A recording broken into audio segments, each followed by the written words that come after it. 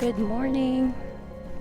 Welcome to my beautiful little mountainside home in western New Hampshire. It's a homestead in progress, so ignore some of the lawn ornaments you might see in the background. It is a beautiful spring morning already. It's supposed to get really hot today. I think like upper 70s. So I think all the seedlings are gonna be pretty happy. I know the birds are happy lately. I'm happy. I should say I'm super happy because this is my first year really getting to do any sort of homesteading, and it has been so many years since I've had my own garden space just because I've been a renter for most of the last 20 years. So I'm super excited to have my own soil and put my hands in the soil and grow my own food, which is so cool. My partner has owned this property for the last few years, and he has spent that time turning this area from what used to be a sloped mountainside, and he's been terracing it into these flatter lawn spots. And the lawn really largely goes unused. The area to my left here, which is kind of like the backyard behind the house, this is the west facing side of the house, and it's flat. It's just all, last year was just overgrown with prairie grasses and native flowers and things like that. A lot of pollinator species. So I don't want to come in and just completely cover everything because there are beneficial plants here like milkweed. But we have huge plans for this place. I very much want to turn this backyard into a permaculture food forest and make it very organic, very pollinator friendly. I mean organic, like flow wise, certainly it'll be 100% organic. Yeah, just a very natural, not really defined garden bed spaces. We've really just been focusing on this backyard at the moment. We are gonna make the front yard a little bit more polished and manicured with actual raised beds. But we are just waiting on a sawmill. The one that we want, the parts for it are back ordered. So we haven't started on the front yard yet, but we need to do that soon. But there's a lot going on back here that I want to show you guys. So this will be kind of the before of what everything looks like once everything is set up and established, even though some things are already in. First things first, we'll start out here with the very first things I ever planted, and that is all of these seedlings in these milk jugs. I winter sowed a bunch of brassicas and cold hardy things, or things that needed cold stratification like lavender. I started these in January, February. You just put some soil in there, make a little greenhouse, make sure there's drainage holes.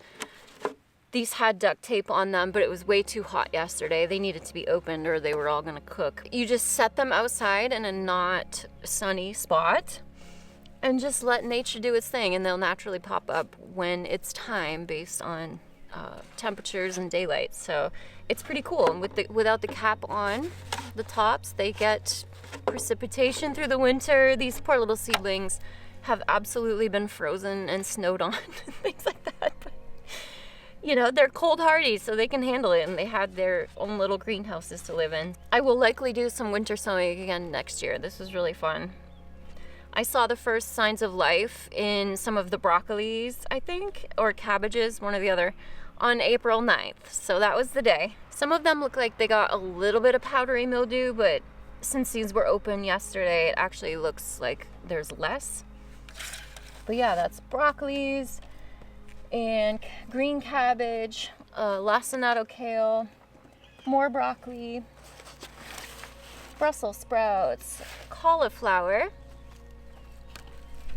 red cabbage,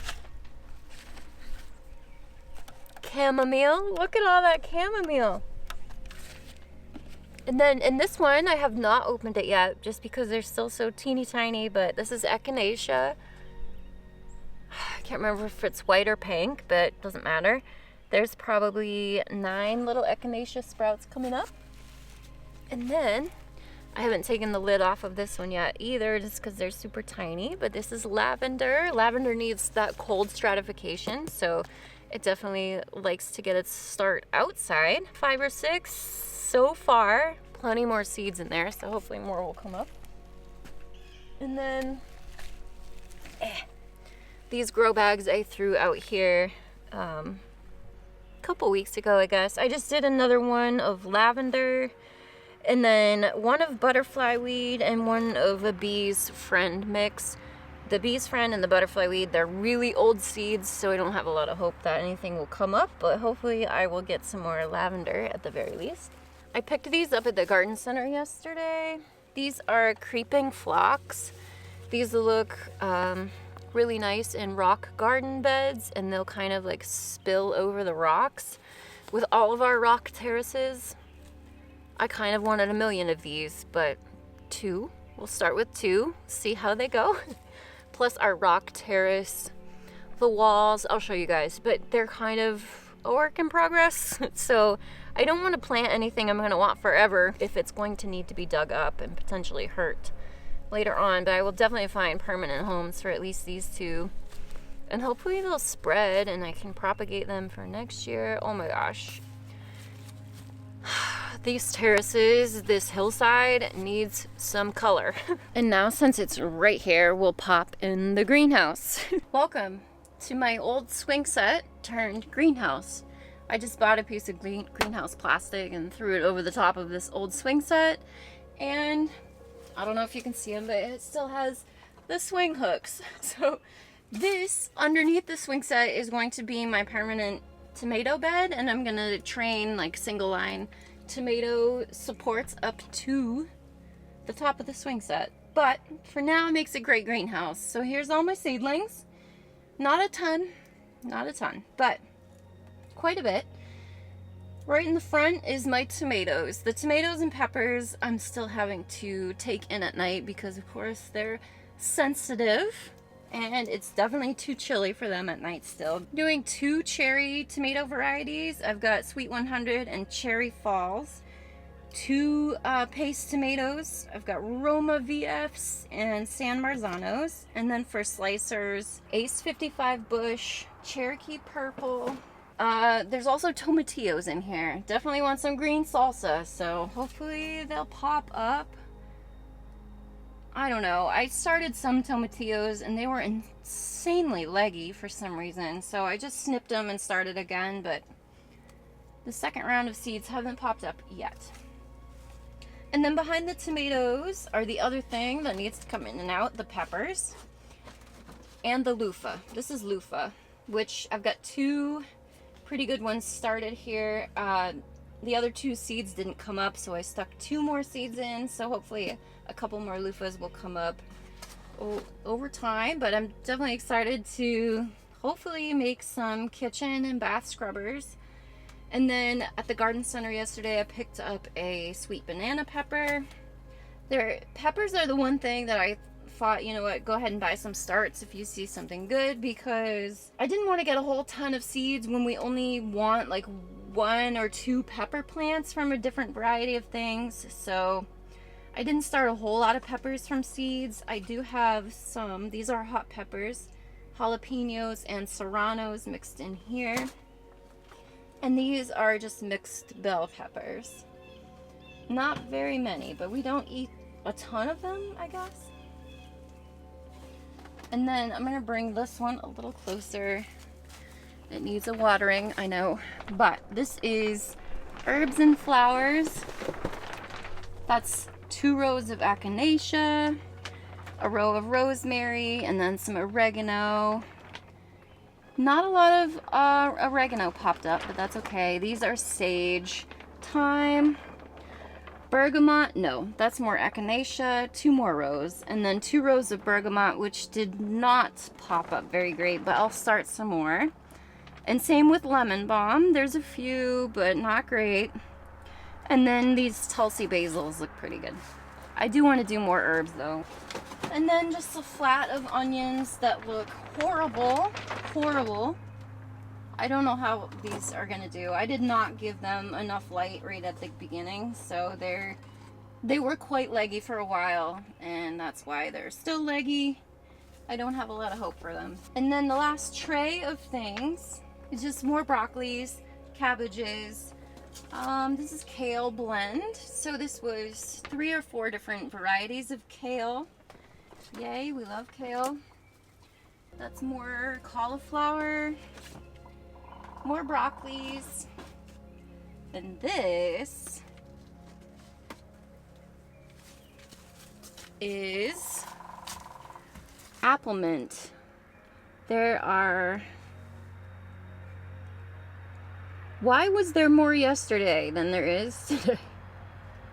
There's like 3 or 4 little tiny little sprouts of green popping up, but I put all 50 apple mint seeds. I ordered them off Etsy because I was having trouble finding apple mint seeds anywhere, but I just dumped the whole thing on here, so I was hoping for the best.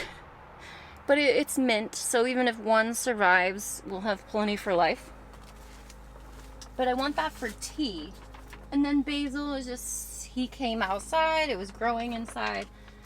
It's out here now. And then I have 2 little baby strawberries left. These are strawberries I started from seed. They are called Red and Yellow Wonder Blend. They're a small alpine strawberry. I thought that seemed appropriate for being on the side of a mountain. But that's it for the seedlings. It's so hot in here. So we've got the greenhouse, which will be the future tomato bed. And then right beyond that, the strawberry patch. These are actually in the ground as of 2 days ago. Well, 4 of the beds 2 days ago, 1 yesterday. I bought 4 different varieties of strawberry runners. Each came in packs of 10. So I just put each variety in its own bed. I've got Ozark Beauties, Sequoias, Shore Crops, Eversweet. And then in the 5th bed back there is Red and Yellow Wonder Blend seedlings that I started from seed. There's actually 20-ish of those. So they got one of the big beds. The beds going that way are a little bit longer than these ones here. And so since I still only had 10 of the Eversweet, I put radishes in one end and lettuce in the other, just so we can get some early greens going, since that is the one thing we're wanting right now, because we're kind of in that like hungry gap season that they talk about. But not that we had any food from here before that, but I'm just saying, getting some greens going.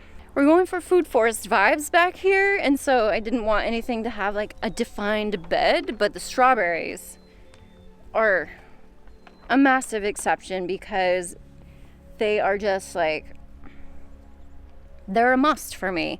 I make it a point to make my own strawberry jam every year. Even when I've lived in an apartment, I've gone and done pick your own, paid insane prices to go pick my own in the recent years. In my opinion, like, the prices are just getting out of control. And so I'm kind of treating my strawberries with kid gloves a bit. We hand sifted with, see if you can see.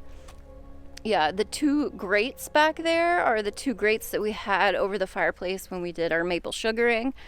But we kind of laid them over the top of the wheelbarrow in a crisscross pattern and hand sifted all of the soil to pick out every rock. So these strawberries had the best of the best soil, which, by the way, soil we just plucked from the forest that is like beautiful. Okay, it's a little dried out at the moment, but beautiful, deep, rich, full of earthworms. And so I feel great about what the strawberries are getting soil and nutrition wise. These are not deep beds. Obviously, those are just laid down saplings or small trees that were either already dead or had to be brought down, and then just kind of making a border. I basically just made like kind of neat and tidy rows like you would see at a pick your own strawberry farm, so they're easy to weed, easy to harvest, easy to care for. I don't know as though it's necessary to have 5 different varieties of strawberries. This is just really more experimentation to see who's gonna do the best here,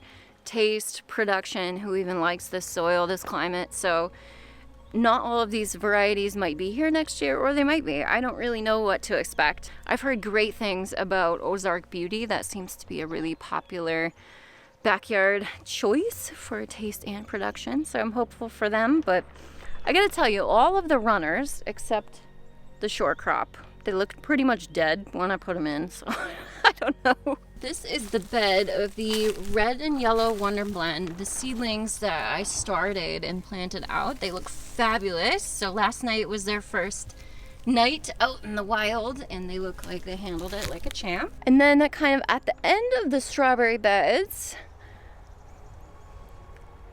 yeah, I did some damage at the garden center yesterday. Those are 3 blueberry bushes. Northland blue, I think? No. North blue. And then 2 Aurora honeyberries.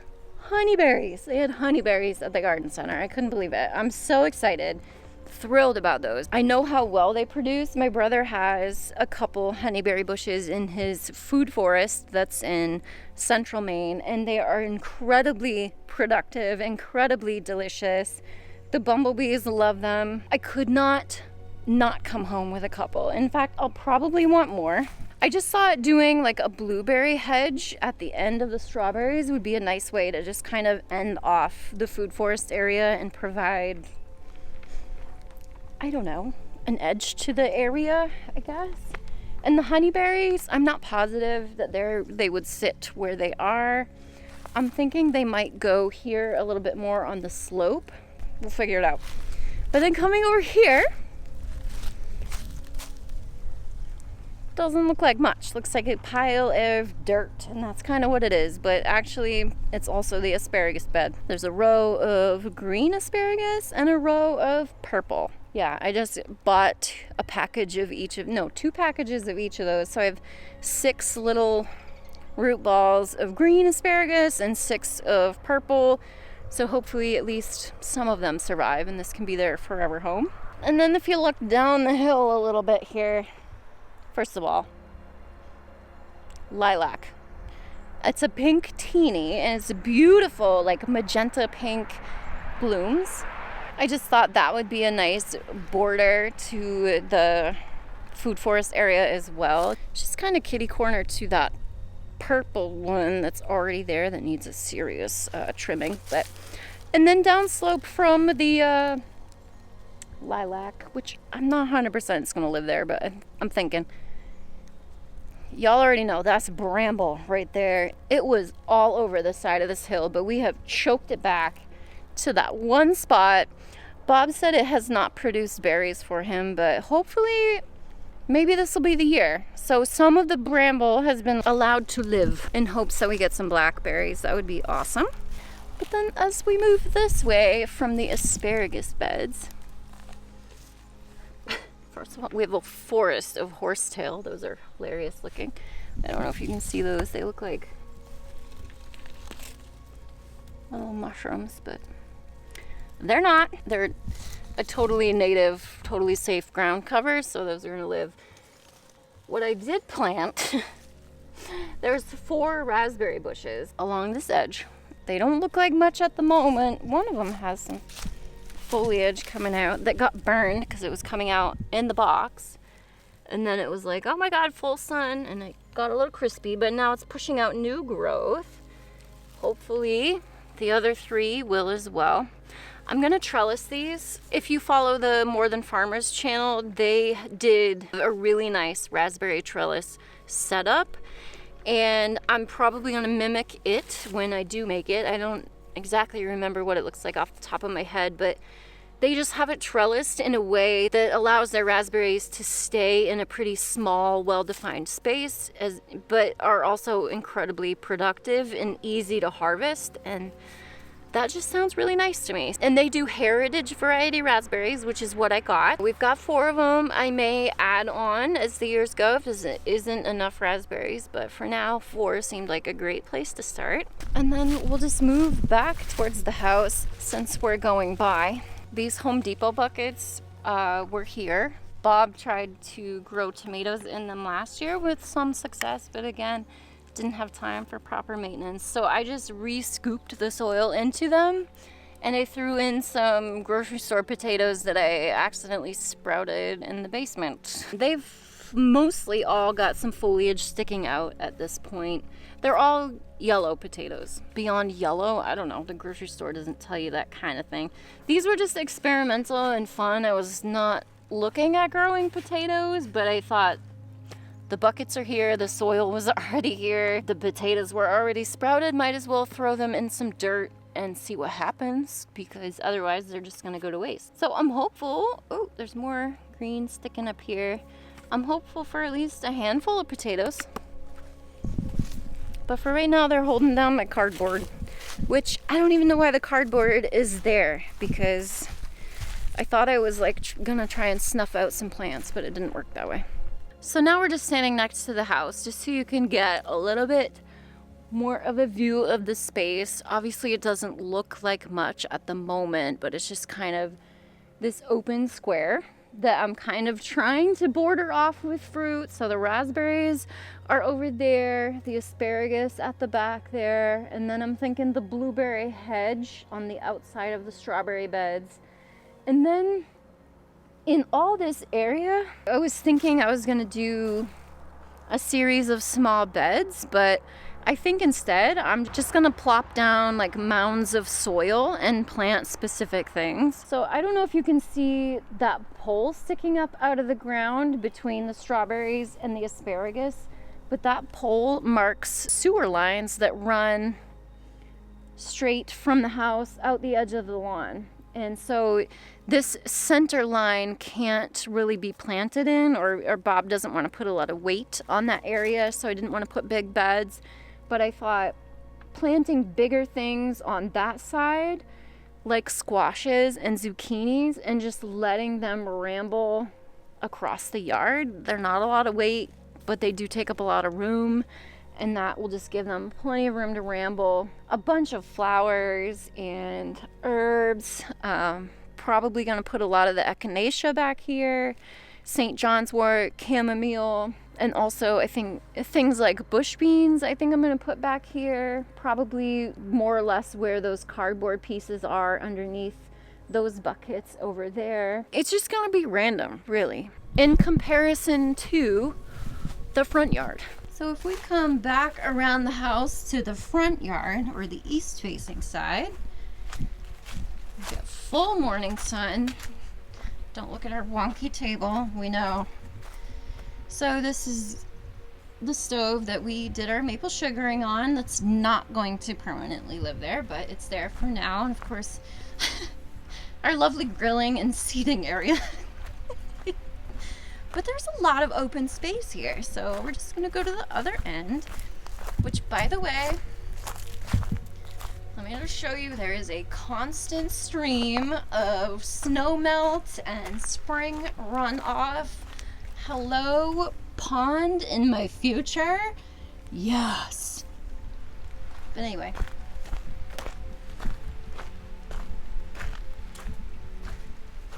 And then, of course, this is going to be a road into the woods over to the beautiful brook that is going to have a walking path all along it, all the way up. Like, Bob owns a really big swath of property and a long rectangle that goes that way, and the brook runs the whole long length of it, and it's going to make the best walking path. Oh my gosh, am I excited. But back to the yard.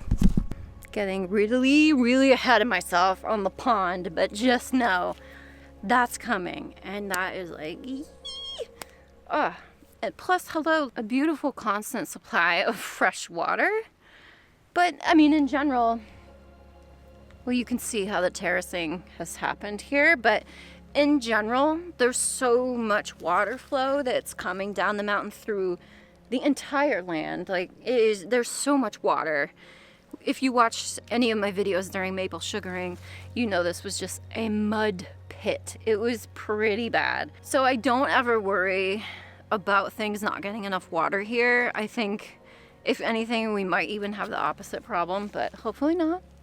But anyway, we've got a pretty big blank canvas here. So this is, of course, where the outdoor seating area is going to be closest to the house. Outdoor seating, outdoor kitchen, all of that kind of thing. But then all this open space as well. In my mind, these two spaces are kind of turning into two things. The backyard, kind of like the organic food forest area, whereas this front yard will be more of like the nice and tidy raised beds and everything in a row, you know, the things that grow in a row and make it all aesthetic. So yeah, it'll just be a little bit more well manicured on this side. But yeah, the fireplace is gonna move.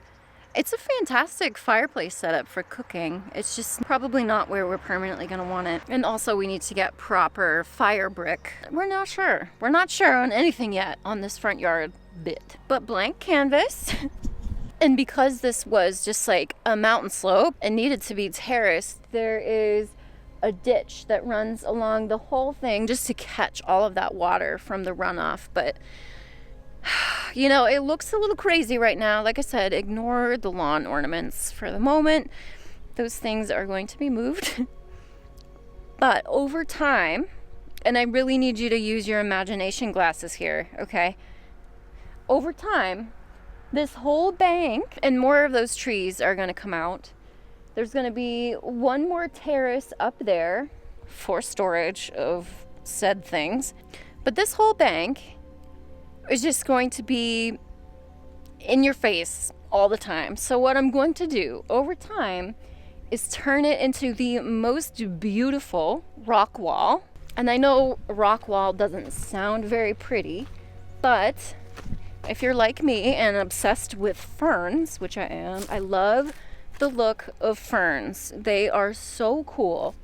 And they are growing naturally on this bank, as well as a ton of moss. Moss and ferns just scream forest, scream Jurassic Park vibes. I absolutely love it. And so this is going to be a really big like rock wall garden, basically, dappled with ferns and mosses, more of that creeping phlox, and whatever beautiful flowers and color I can add that likes rock walls and a really wet environment.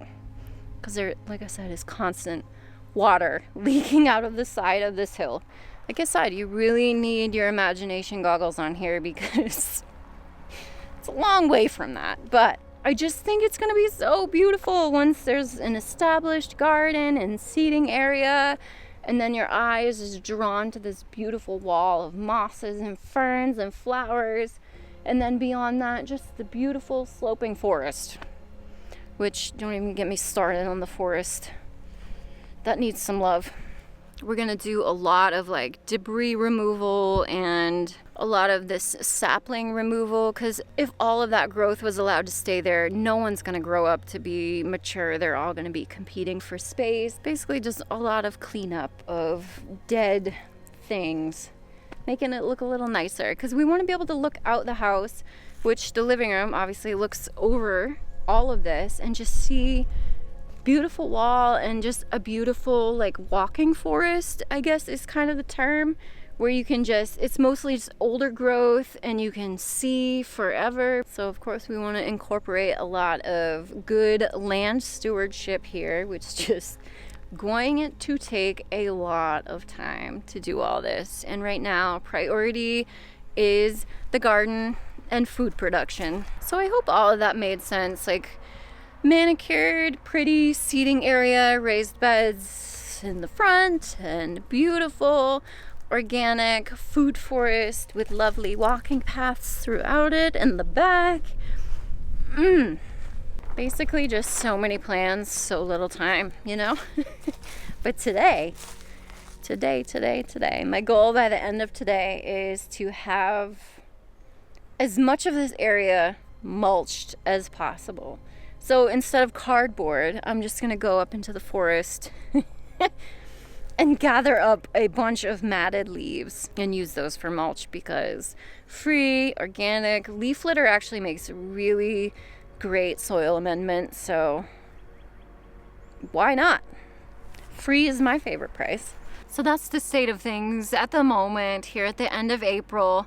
Really the start of everything before major change happens here. So I just wanted to kind of give a layout of the area and what I'm thinking. Of course things are going to change and evolve over time. Oh my god, there's still bramble coming out way up here. It's going to be a never-ending fight against the bramble, I'm pretty sure. Hopefully you're excited to join us on this long process to see how this yard transforms over time. How much can we feed ourselves? Because of course that is an incredibly important factor in all of this in today's economy. It's gonna be so much fun. I will see you all again very soon. Bye.